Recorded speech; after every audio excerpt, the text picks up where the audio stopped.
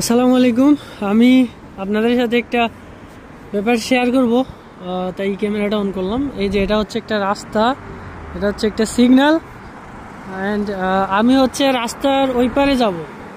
হ্যাঁ, সো আমাদের বাংলাদেশে হলে কি হয় সেটা আপনারা সবাই জানেন, বাট আমি এখন দেখানো ট্রাই করব যে আসলে ডেনমার্কে কীভাবে হয়। যে দেখেন সিগন্যালে এটা অটোমেটিক ইয়েলো বাতি জ্বলতেছে, তার মানে এখানে একজন মানুষ আছে, সেটা হচ্ছে এই সেন্সরটা বুঝতে পারতেছে।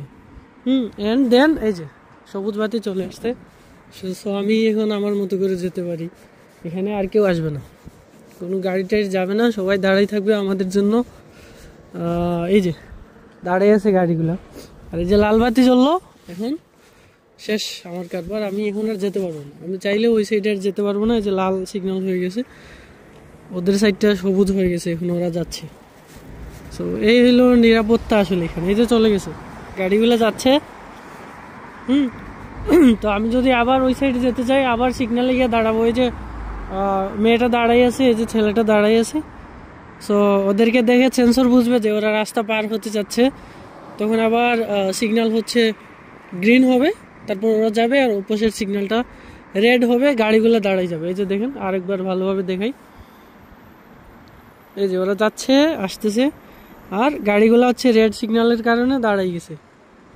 কোনোভাবেই গাড়ি যেতে পারবে না রেড থাকা অবস্থায়। যদি গাড়ি সিগন্যাল ক্রস করে যায়, ইভেন কোনো মানুষও যদি না থাকে, তারপরেও গাড়ি সিগন্যাল ফলো করতে হবে। যদি একবার ভুল করেও হচ্ছে সিগন্যাল ক্রস করে চলে যায়, তাহলে ওই যে ক্যামেরা লাগানো আছে ইয়ের মধ্যে, সিগন্যালের মধ্যে ক্যামেরা হচ্ছে ফটো তুলে গাড়ির নাম্বার সহ অটোমেটিকলি ফাইন করে দিবে। দেখা যাবে 2-4 দিন 5 দিন পর ওই লোকের বাসায় হচ্ছে রিসিপ্ট চলে যাবে, ফাইন যে খাইছে এটা রিসিপ্ট চলে যাবে।